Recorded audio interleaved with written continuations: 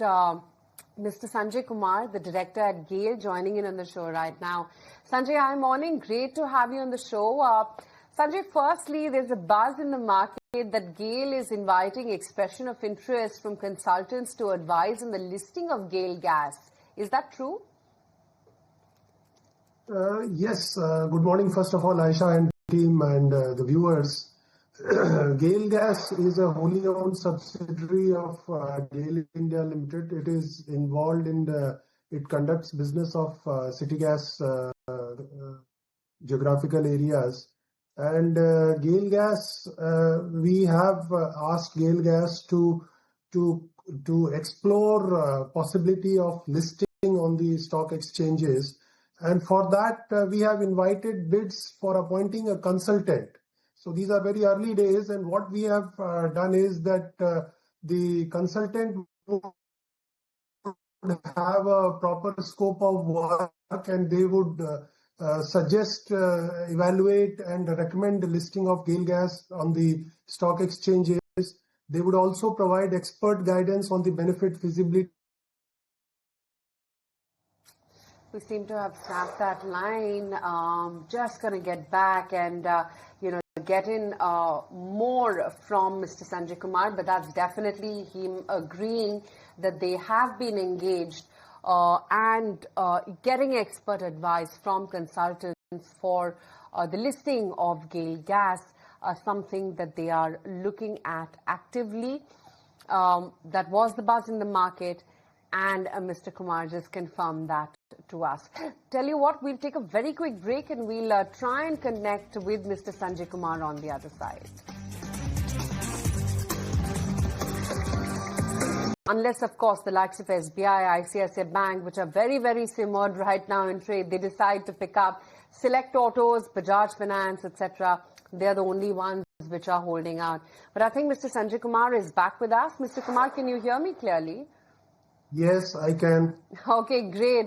And what a critical point. You were just telling us that you are chatting with consultants for a GAIL Gas listing, perhaps.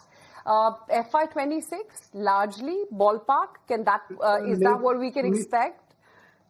No, as per our estimates, we should be, if everything goes well, we should be listing this in the later part of 2026. But before that, we need many approvals. You may be aware that for this, we will need the board approval in GAIL, as well as because GAIL would be diluting its stake, as well as if GAIL is diluting any stake in its companies, then DPAM approval would be required. And that's how we think this listing may happen in the later half of 2026. I get that. Of course, there are many, many procedures and, approvals which you have to counter in. But what prima facie, Sanjay, is the objective of this particular, process of GAIL Gas listing? Is it largely value unlocking? So it is value creation. GAIL Gas has got very extensive capex plans. They have made capital expenditure of about rupees 5,000 crore till now, and they plan to add in capex another 5,000 crore in next 5 years. With the CNG growth trajectory being there, a higher valuation is expected if we approach the market, and this should also lead to our increased brand recognition for GAIL Group. All right, but along with that, Mr. Kumar, now let's talk about the tariff prices as well, because we believe that GAIL has submitted a request to PNGRB for tariff increase, that reset that happens every 3 years. But how much tariff increase is GAIL seeking for? So I would give you background a bit. 10 major gas pipelines of GAIL, they are integrated and they are called integrated pipeline. The current effective tariff for our integrated pipeline is rupees 58.61 per MMBtu, which has been applicable for last 2.5 years. We have, based on the direction from PNGRB, the Honorable Board, we have filed our request for revised tariff of rupees 78.75 22 per MMBtu. And PNGRB has already conducted public consultation on the same, and we expect the tariff to be approved by PNGRB in due course. We would not like to pre-decide for PNGRB. They would take their own time. But since there is so much of press going on around this, we also feel this may be coming within next 1 or 2, 3 months. Although the request that we have filed is for a much higher tariff at 78 rupees 72 paise, but there are reasons for that. You know, the fuel that we use, the system use gas that we use in our pipeline compressors and elsewhere for O&M purposes was earlier valued at $3.61 per MMBtu and $6.98 per MMBtu, 2 parts of gas, but the government of India has withdrawn that allocation of domestic gas, which was at that point of time at around $3.61 assumed at. So currently only the market price gas, which is around $10, $10.50 is expected under system use gas. And moreover, the exchange rate in our filing, when we filed in 2024, was 83 rupees 54 paisa per dollar, which is currently at $88.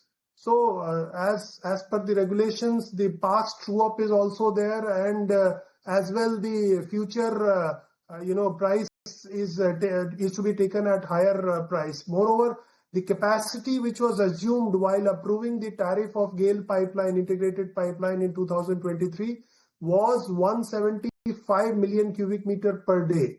But as per the current assessment by PNGRB, this capacity, which is the denominator, if the capacity is lower, then the tariff would go up. So the current capacity that we have in our, as per the PNGRB, is about 164 mmscmd, million cubic meter per day. So two aspects, major two aspects. One is capacity reduces from 175 to 164. And the cost of fuel gas, system use gas increases or from $6 approximately to about $10.5. These are the reasons for higher tariff filing by GAIL. Thanks for that detailed explanation. Just want to throw some light on your numbers in terms of your volume guidance. Now, previously you had revised down your NG transmission volume guidance to 128 or 136 mmscmd for FY26 and FY27 due to multiple reasons. Give us a sense of how Q2 has been shaping up so far, and any chance that you may want to revise your guidance now? As of now, the last calendar year, last financial year, the volume that was used, that the country had consumed was about 195 mmscmd. Current volume that the country, there is a reduction. What I want to point out is that the country as such has reduced consumption of natural gas, and accordingly our volume guidance we had reduced to about 123 mmscmd. We with power demand slightly looking up in last few weeks, we hope to get back our volume.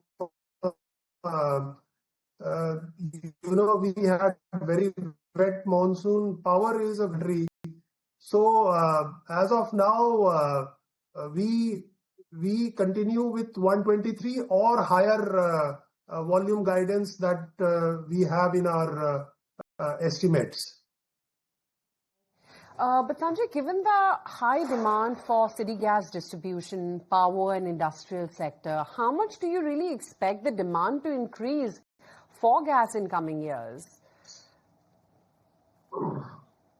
See, as I told you, during last financial year, the average consumption in the country was 195 million cubic meter per day.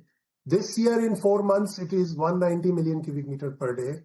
As per an estimate by KPMG, under a business as usual scenario, we expect the volume, the gas consumption in the country to go to more than 350, around 380 mmscmd by the year 2030.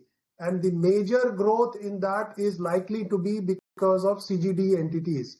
The current consumption of CGD entities is about 44 million cubic meter per day, which we expect it to rise to 114 million cubic meter per day, mainly because whole of the country has now been connected through CGD network, and this will unlock a lot of demand all across the country. In addition, we are also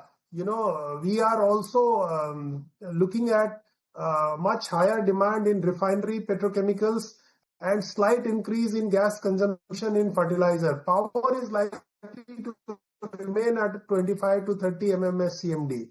So there may be some, if some enablers are there, we may actually achieve north of the figure of 350 to 380 mmscmd. The major being GST, gas coming under GST. And Mr. Kumar, before we let you go, if you could help us understand how many CNG stations and PNG connections are you targeting to add in the next 2 years or in the near to medium term? So we will add, government has given us target of adding around 15 lakh PNG connection. This is about GAIL I'm talking about. 15 lakh PNG, domestic PNG connection. Last year we had added, I think, more north of 12 lakh PNG connection. We had also added more than 500 CNG station in our different geographical areas. We run about 72 geographical areas through our own companies or through our joint ventures. The next 2 years, so we can safely double these figures. 15 lakh is the target for this year. It will be same for next year. So 30 lakh more DPNG connection and about 1,000 CNG stations in next 2 years. I hope that answers your question. Mr. Kumar, it does. But, I was just listening to the answers that you were giving earlier, and GST on gas is something that you've vaguely spoken about. Give us a sense of what we can expect to see, or are you expecting gas to fall under the GST ambit? What is the expectation here? So, whole of natural gas community has been requesting government to put gas under GST for last 8 years, I can safely tell, right when the GST started. See, what happens is that gas is under VAT, state VAT. So, there are different taxation slabs in different states. And this does not augur well for the gas consumption, because the competing fuel, which is LPG, fuel oil, and even in some cases LSHS, etc., they are under GST.